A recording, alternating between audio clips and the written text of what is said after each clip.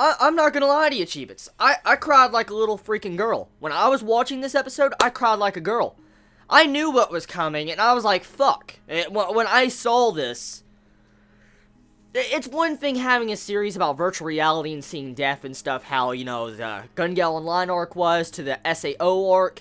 But this arc, this is why I said this arc was so vastly different from other arcs of SAO.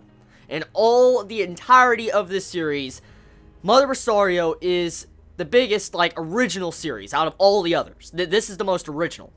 And seeing how they throw in, or the writer threw in, AIDS as pretty much the villain of this arc. That's pretty much the villain.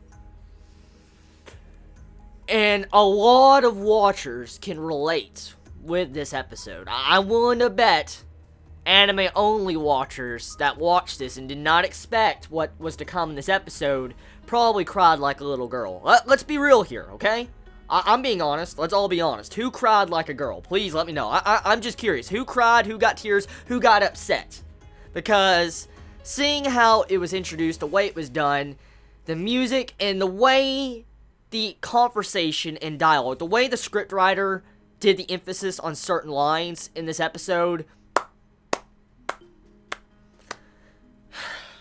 You know what really got me about this episode? Is when you find out the correlations with the characters. For instance, the Sleeping Knights. The reference has been there, like the foreshadowing has been there since the very beginning. Do you not understand the name now, anime-only watchers? The Sleeping Knights. The Stone Memorial.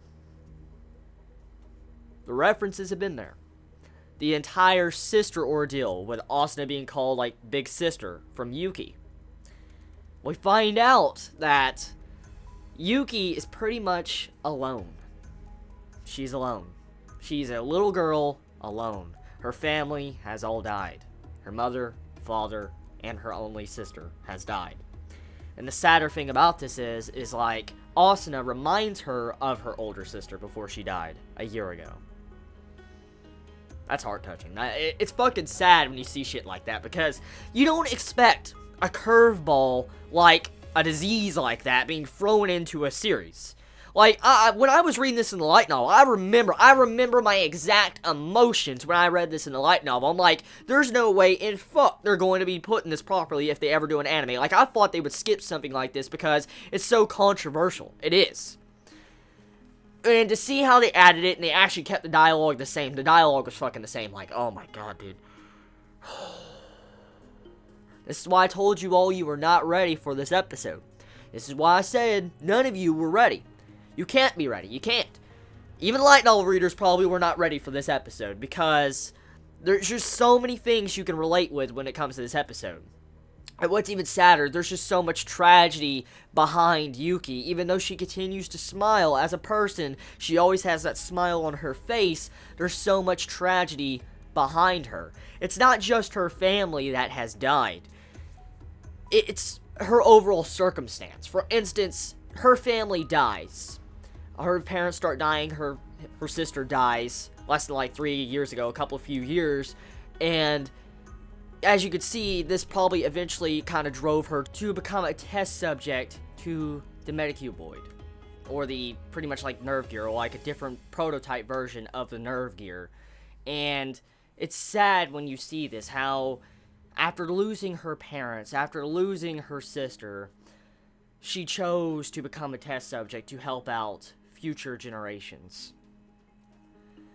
It's sad.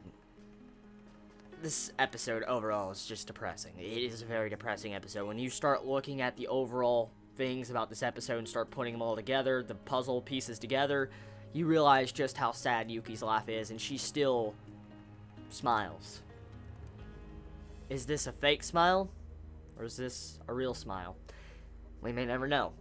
But episode, man. Or Chibits. It's just like, I can't rate the episode. I can't. Because I can relate to this episode. I relate way too much to this episode. So, I can't say nothing. So, wonderful episode. Way better than the light novel. So, you all have a wonderful day or night wherever you live. Please be safe. Chibi out.